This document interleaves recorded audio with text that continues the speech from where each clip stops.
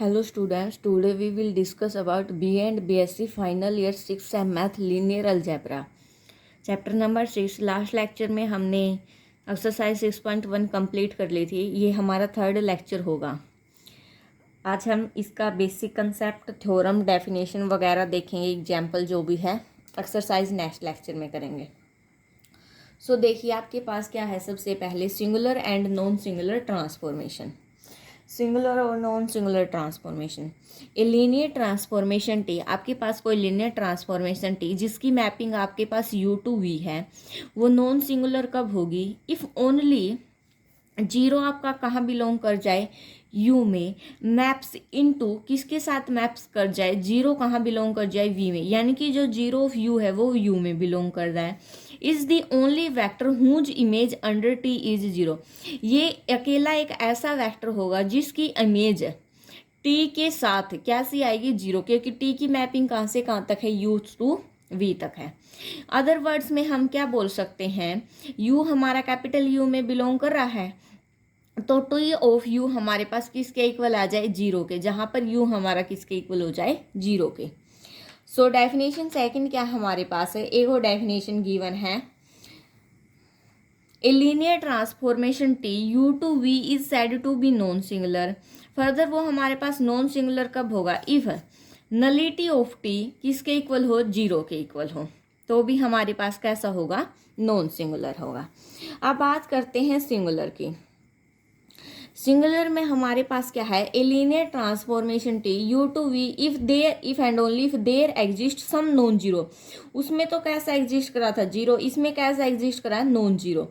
यानी कि such that T of U किसके इक्वल आ जाए? जीरो के। बट कोई जरूरी नहीं है कि U जीरो के इक्वल हो। नॉन सिंगुलर में तो U किसके इक्वल था? जीरो के इक्वल था, बट इसमें नहीं है ये condition. Now if and only if the image of some non zero vector of U, image किसकी? नॉन जीरो वेक्टर किसके? U के, under the transformation T is zero. हमने U में से तो कैसा लिया? ये U नॉन जीरो लिया है, बट जब इसके ऊपर ट्रांसफॉर्मेशन लगाई वो हमारे पास कैसा आ गया? जीरो आ गया। ठीक है, ये थी हमारे पास सिंगुलर और नॉन सिंगुलर की डेफिनेशन। अब कुछ थ्योरम्स हैं, देखिए। फर्स्ट थ्योरम क्या हमारे पास? A linear transformation T U to V is non singular. Mapping कैसी गिवन है? नॉन सिंगुलर गिवन है। इफ एंड ओनली इफ कब गिवन है? T is 1 to 1। अगर T 1 to 1 है तो नॉन सिंगुलर है, अगर नॉन सिंगुलर है तो कैसी होगी? मैपिंग 1 to 1 होगी। तो सबसे पहले हमने लेट कर लिया क्या? T कैसा हमारा? नॉन सिंगुलर है। अगर T नॉन सिंगुलर है तो हमारे पास कोई जीरो वेक्टर एग्जिस्ट करेगा जिसकी मैपिंग भी क्या होगी? जीरो होगी। यानी कि T ऑफ U हमारे पास क्या होगा? जीरो होगा। U भी किसके इक्वल होगा? जीरो होगा। बट अगर यहाँ पर सिंगुलर होता तो ये U जीरो के इक्वल नहीं होता। सो नाउ इफ TU1 हमने किसके इक्वल ले लिया? TU2 के। U1 और U2 दोनों ही वेक्टर स्पेस हमारे कहाँ बिलोंग कर रहे हैं? U में।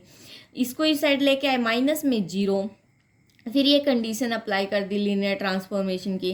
अब U1 माइनस U2 किसके इक्वल होगा? जीरो के, क्योंकि कैसा गिवन है? नॉन सिंगुलर गिवन है। तो U1 किसके इक्वल आ गया? U2 के। तो कैसा हो गया? 1 to 1। नाउ कन्वर्सली में लेट कर लेते, T हमारे पास कैसा है? 1 to 1। देन जीरो कहाँ बिलोंग कर गया हमारा? जीरो में। Can be image of at most one element of U। एक कम से कम एक एलिमेंट तो होगा U में। तो लेट कर लिया हमने। U हमारा कहाँ बिलोंग करता है? नलिटी ऑफ T में, जो कि कैसा है? आर्बिट्रेरी है।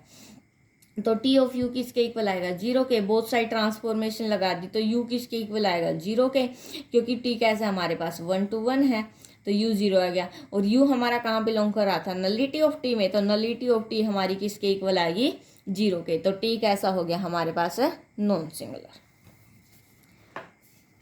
नेक्स्ट थ्योरम क्या है आपके पास? है a non singular linear transformation carries linearly independent हो या डिपेंडेंट हो वेक्टर्स लीनियरली इंडिपेंडेंट। एक नॉन सिंगुलर लीनियर ट्रांसफॉर्मेशन है, वो आपके पास क्या कैरी करेगी? Linearly independent vector. किसके अंदर? इंडिपेंडेंट के। अगर वो डिपेंडेंट है तो डिपेंडेंट के अंदर कैरी करेगी। तो ये मैं आपको सिर्फ स्टेटमेंट बता रही हूँ, इनके प्रूफ इंपॉर्टेंट नहीं और कभी पुट भी नहीं होते एग्जाम पॉइंट में। नेक्स्ट भी सेम कुछ इसी तरह की है। A linear transformation T U to V is कैसी है? Non singular. If and only if कब है ये condition? T carries linearly independent vector of U onto linearly independent vector of v। अगर लीनियरली इंडिपेंडेंट है तो non singular होगी, अगर नॉन सिंगुलर है तो t कैसा कैरी करेगा, लीनियरली इंडिपेंडेंट। अब टी यू टू वी भी ए लीनियर ट्रांसफॉर्मेशन है। u of f is finite dimensional vector space है, then u and R T range space of t have the same dimension if and only if t is non singular. अगर t non singular है तो range space की जो dimension है वो same होगी। अगर डायमेंशन सेम है तो t कैसा होगा, हमारे पास है नॉन सिंगुलर होगा। नेक्स्ट थ्योरम क्या हमारे पास, a linear transformation T R power n R power m given by y equal to x is non singular if and only if the matrix of a transformation is non singular. ये कुछ नहीं है, कुछ theorems हैं, मतलब इनकी given है तो वो आप खुद से ट्राई कर सकते हो। एग्जाम्पल देखिए अब आप, so that linear transformation T R2 से R3 इस प्रकार से डिफाइंड की गई है। और क्या बोला गया है, हमें कैसी शो करनी है, नॉन सिंगुलर ट्रांसफॉर्मेशन होगी वो, नॉन सिंगुलर ट्रांसफॉर्मेशन यानी कि मैपिंग जीरो होगी।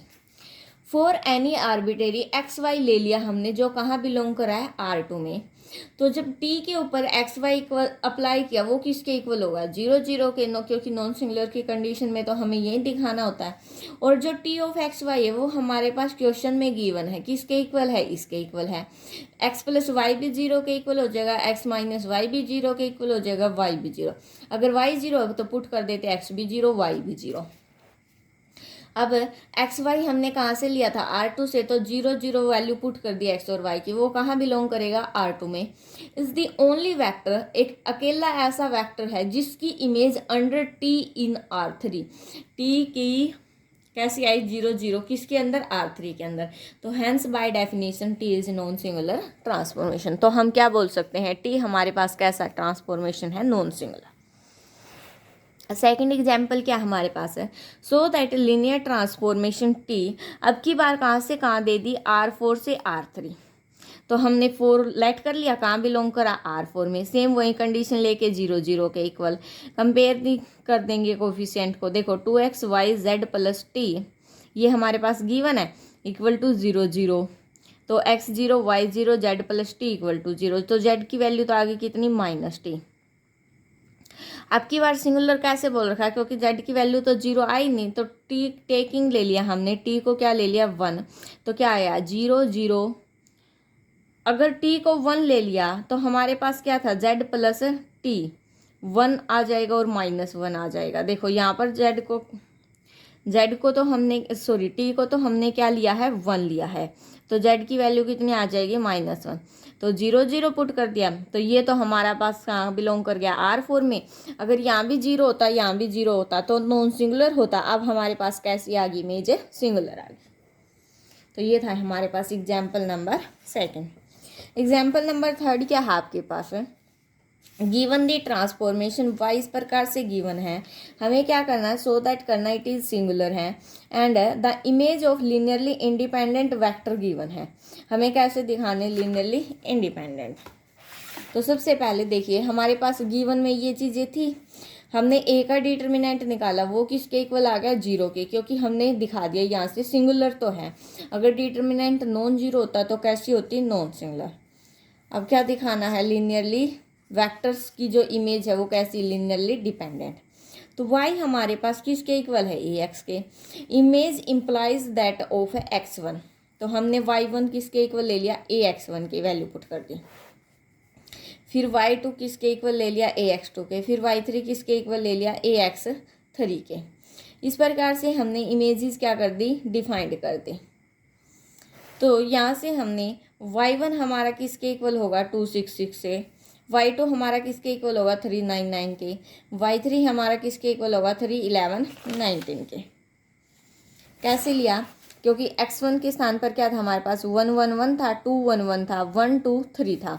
x की वैल्यू यहाँ पर पुट करते गए y के स्थान पर। देखो y1 इक्वल टू, ये एज इट इज, x1 की वैल्यू पुट कर दी। फिर y2 लिया तो x2 की वैल्यू पुट कर दी। फिर y3 लिया तो x3 की वैल्यू पुट कर दी। सोल्व किया तो हमारे पास क्या क्या आ गई, 266 399 और 311 19।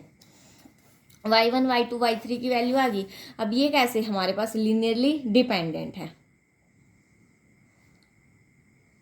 देखो यहाँ से अगर हम 2 कॉमन निकालें तो हमारे पास कितना बचेगा 1 3 3। फर्दर यहाँ से अगर 3 कॉमन निकाले तो बचेगा 1 3 3। तो स्केलर मल्टीपल दोनों का सेम है अंदर, मतलब तो कैसे होंगे लीनियरली डिपेंडेंट। अगर स्केलर मल्टीपल नहीं होते एक दूसरे का तो कैसे होते हैं इंडिपेंडेंट। तो अब हमने क्या कर लिया, लेट कर लिया कॉम्बिनेशन की फॉर्म में।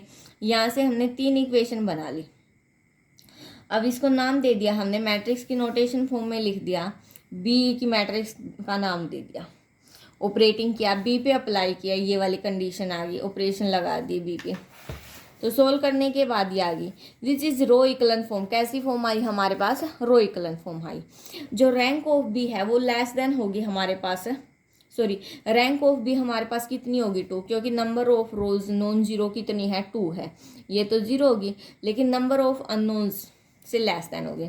दस this system of equation have infinite number of solution which are non trivial. तो जो सेट है इमेजेस का वो कैसा हो गया हमारे पास है, लीनियरली इंडिपेंडेंट। तो ये था हमारा आज का वर्क। सो आज के लिए इतना ही। Thanks for watching. Please like share and subscribe.